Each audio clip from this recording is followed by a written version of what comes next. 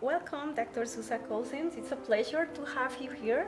I would like to thank you for joining us in our conference in Costa Rica, in our Globelics conference in Costa Rica.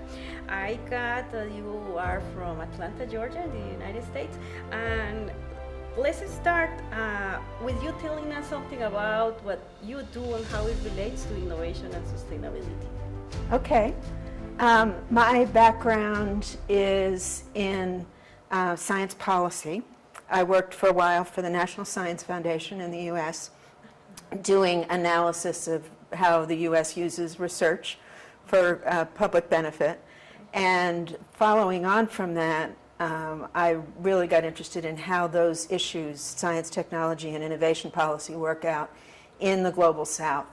I had a lot of PhD students at Georgia Tech once I got there who came from Latin America or Africa or Asia, and together we looked at the ways that the science, technology, and innovation policies that are used in the US and in Europe and in Japan and the affluent countries actually work out when you don't have as many resources, when your institutions are smaller, when your challenges are bigger in a lot of ways. So I work in that area, and in particular, I analyze the connections between those policies and inequalities in various forms. Vertical inequalities between rich and poor, and horizontal inequalities and across things like gender, and how we've done a good bit of work on how emerging technologies, new technologies actually create winners and losers, and under what circumstances policies can be used to have more winners, to spread the benefits more widely across the public. So those are the sorts of things I work on. That's really interesting and important issue, right? It's not only innovation, it's the innovation and its benefits reaching everybody. Absolutely. That's One of the main things we've learned is that with the standard policies of that sort in the global north, if you don't do something specifically otherwise, they will increase inequalities, sort of bit by bit in the north, and then open up the gaps between north and south. So that's why we've really been working on the designs to what can you change about those policies that actually go the other direction and have them help decrease inequalities. So yes, we do it because it's really important stuff. It is important. I'm sure we have a lot to learn from that. So far, what are your impressions on the conference? The main highlights that you would like to mention. What do you think about it so far? You know, given how different the format is, part of what's impressive is it is what a Globelics conference has come to be. It's very high quality. It's a lot of good work from all over the world. The diversity of people and topics is always just amazing. And then just really very, very good work being presented. And that's all in the context of doing it in a hybrid way, which is completely new for us. But there are many things that are they're Globelics traditions, and we're doing them here. Yeah, that's great. In regards to the conference being held in Costa Rica, what are your opinions in that sense? Oh, it's a brilliant place to have a conference because it's a wonderful, wonderful country to visit. So many of us who were able to get here have combined coming to the conference with seeing other parts of the country, with learning a good bit about it. So it's a great place, and CIPE has just been a terrific host organization. They've done a very nice job. Thank you. As a Costa Rican and as a CIPE associate, so thank you very much. And we've been sharing lots of research, knowledge, and everything, both virtually and in person. And I think one of the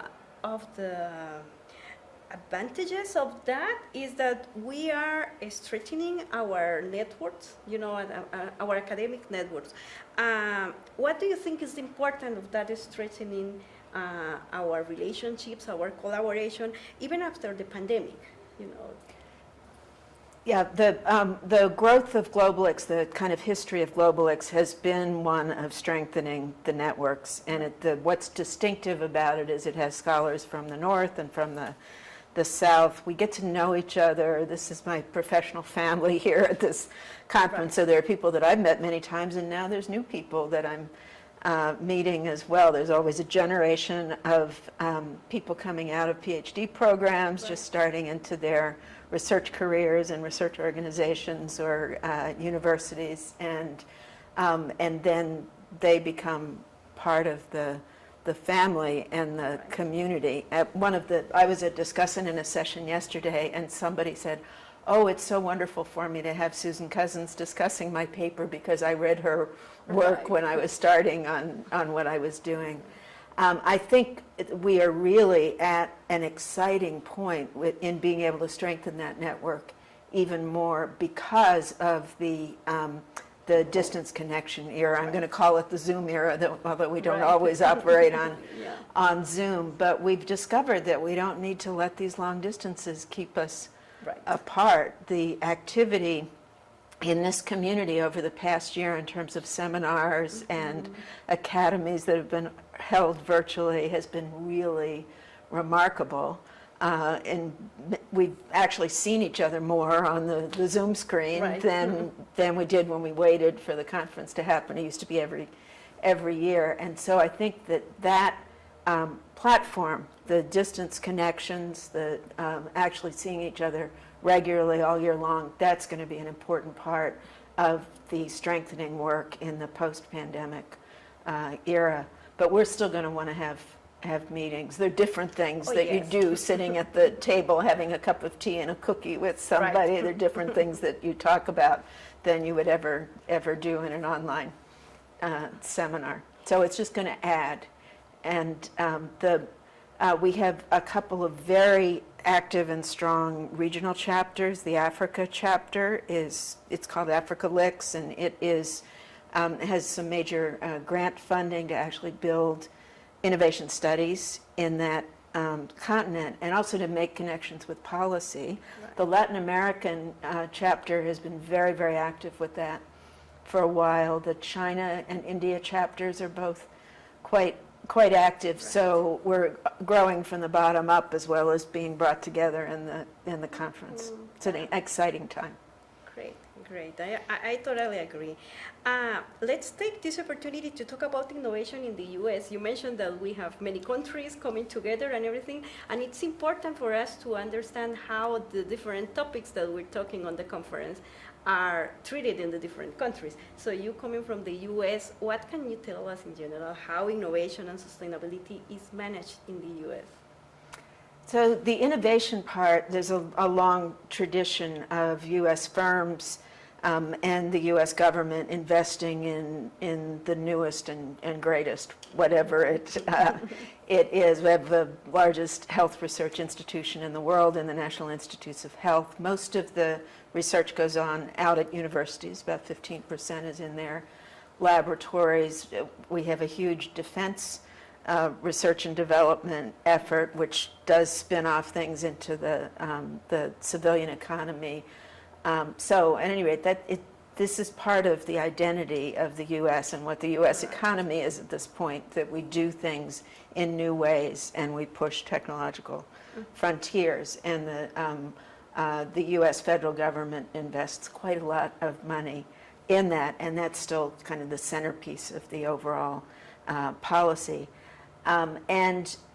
That's one reason why there actually aren't very many people from the U.S. here. There's me, there's one of my former students, but it's seen itself as kind of a world of its own. Right. But we now have a new chapter of Globelics for North America and the Caribbean, and we're starting to draw some of those people into the global right. discussion who otherwise might focus only on the U.S., but in our context, in the Globelics context, they're also going to be thinking about how do things like regional innovation work in other parts of the world or under other circumstances, in other places in the value chain. For instance, how do the emerging technologies that might emerge in the U.S. or in Europe how do they affect the rest of the world? What's the interaction? Right. So I think the Globelics community actually has a lot to offer to innovation scholars in the U.S., and then they are always in dialogue with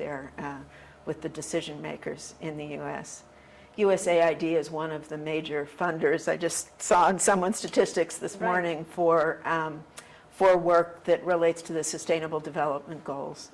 So we've got parts of the policy Right. profile that look at things differently than just, what's the latest technology that Amazon is going to come up with, Right. or Microsoft. Well, okay. Thank you very much, Susan, for your answer. It's always interesting to get to know how other countries manage the issues that we're talking about at the Globelics. As I mentioned before when we were talking, I wish many countries had the resources and the motivation to work so much on innovation and to put it at the service of the well-being of people. So it's been a pleasure to have you here. Thank you very much for your participation, for taking the time to talking to us, and let's keep working on these important issues. Okay, pura vida.